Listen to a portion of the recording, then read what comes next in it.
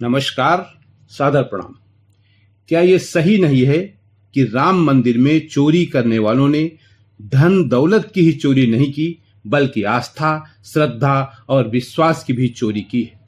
इसे अगर दूसरे शब्दों में कहें तो व्यवस्था ने आस्था को लहूलुहान कर दिया है। विस्तार से बताऊंगा। आप सुन रहे हैं डॉक्टर ओम प्रकाश मिश्र को इट्स ओम ऑफिशियल पर। जब ये स्टोरी में शूट कर रहा था, उसी समय अयोध्या में श्री राम जन्मभूमि न्यास यानी कि ट्रस्ट की बैठक समाप्त होने के बाद प्रेस कॉन्फ्रेंस चल रही थी। स्टोरी शूट करते वक्त मेरे दिमाग में पता नहीं कहां से मुंशी प्रेमचंद जी की एक कहानी ईश्वरी न्याय की स्क्रिप्ट घूमने लगी। आप में से अधिकांश लोगों ने वो कहानी जरूर पढ़ी या सुनी होगी कि किस तरह कानपुर के एक जमींदार के मुनीम की नीयत खराब हुई और उसने जमींदार के मौत के बाद काफी कुछ जमीन अपने नाम करा ली। इस अपराध में चूंकि उस मुनीम के विरुद्ध कोई पुख्ता सबूत नहीं मिले, लिहाजा अदालत ने उसे ही मालिक घोषित कर दिया और जमींदार की बेवा मुंह ताकती रह गई। ठीक उसी तरह जैसे आज चढ़ावा चोरी कांड के बाद देश विदेश के करोड़ों श्रद्धालु व्यवस्था को लेकर, व्यवस्था प्रमुखों को लेकर थू थू कर रहे हैं। आप सबको जानकारी होगी कि सी वोटर ने एक सर्वे कराया था। यह एक बहुत प्रतिष्ठित संस्था है। उसमें 86% से अधिक लोगों का मानना है कि राम मंदिर में चढ़ावे और चंदा चोरी के आरोप बेहद गंभीर हैं। इस सर्वे में हैरान करने वाली बात यह है कि केवल विपक्षी दल ही नहीं बल्कि सत्ताधारी गठबंधन के भी लगभग 53.7% समर्थक ये मानते हैं कि इस घटना से उनका भरोसा प्रभावित और आहत हुआ है। ऐसे में क्या ही अच्छा होता कि इस्तीफा देने वाले दोनों महापुरुष यानी चंपत राय बंसल जी और डॉक्टर अनिल मिश्र जी इस्तीफा देने के साथ ही साथ प्रभु राम के दरबार में खड़े होकर क्षमा मांगते, पश्चाताप करने की घोषणा करते और कहते किसी न किसी रूप में हमसे गलती हुई। ठीक उसी तरह जैसे उस मुनीम ने, मुंशी प्रेमचंद की कहानी के मुनीम ने मुकदमा जीत लेने के बावजूद अंतरात्मा की आवाज पर ईश्वरी न्याय के तहत अपनी गलती स्वीकारी और जो जमीन अपने नाम करा ली थी उसे असली मालकिन को वापस कर दिया। इससे चंपत राय और अनिल मिश्रा का रुतबा कमजोर न होता बल्कि बढ़ जाता। वो लोक निंदा और लोक लज्जा से भी बच जाते, क्योंकि इस्तीफा किसी अपराध की सजा नहीं हो सकती। आज भले ही प्रेस कॉन्फ्रेंस में स्वामी गोविंद देव गिरी ने यह कहा कि हम हिंदू समाज को बांटने का जो षड्यंत्र किया जा रहा है उसे पूरा नहीं होने देंगे, इसको ढाल नहीं बनाने देंगे, हम राम राज्य लाकर रहेंगे।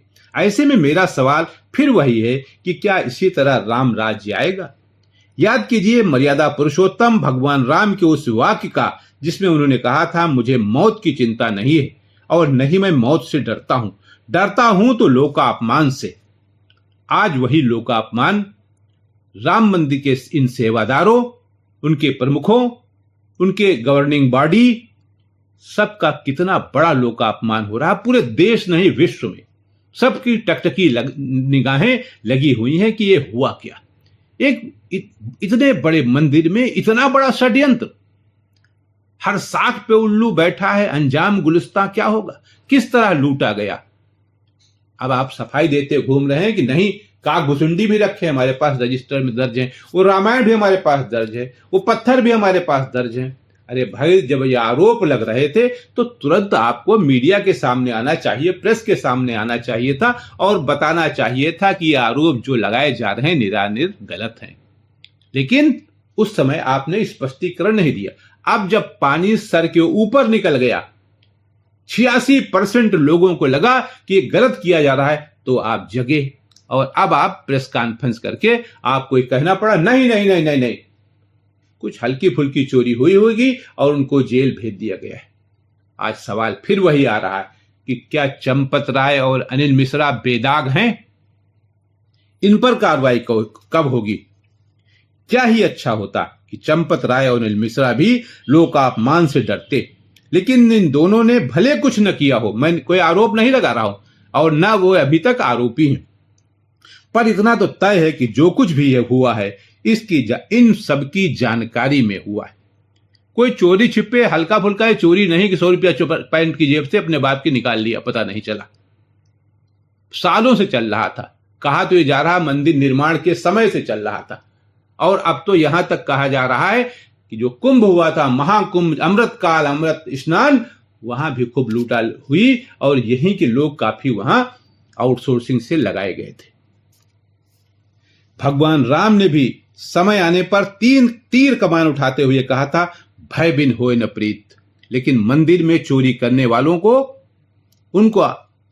उनको प्रश्रय देने वालों को शायद किसी का भी भय नहीं था।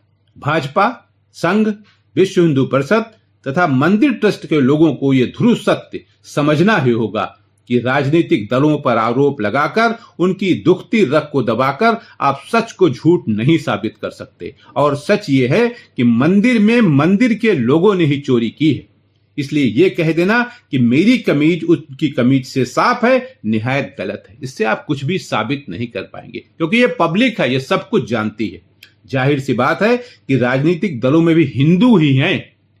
आप ये क्यों समझ रहे हैं कि जिसको आप सर्टिफिकेट देंगे वही हिंदू है? क्या हिंदू होने के लिए आवश्यक है कि वो भाजपा का सदस्य हो, विश्व हिंदू परिषद का सदस्य हो, बजरंग दल का सदस्य हो? जो चंदा नहीं देगा वो हिंदू नहीं क्या? बहुत लोग हिंदू ऐसे हैं जिनको मूर्ति पूजा में कोई विश्वास नहीं है, लेकिन वे हिंदू हैं। आप हिंदू, किसी के हिंदू होने न हिंदू पर प्रश्न लगाने वाले आप कौन होते हैं? इसलिए यह सोचना कि जो भाजपा में नहीं है वो हिंदू नहीं है, या जिन्होंने चंदा नहीं दिया है, चढ़ावा नहीं चढ़ाया है, वे हिंदू नहीं हैं। आप ये बात जान लीजिए, जितनी आस्था, जितनी श्रद्धा, जितना विश्वास आपको है, उतना अन्य लोगों को भी है। भले ही उनकी जाति कुछ हो, धर्म कुछ हो, लेकिन प्रभु राम के प्रति उनकी आस्था में कोई वो नहीं। उनका सवाल व्यवस्था से है, आस्था से नहीं।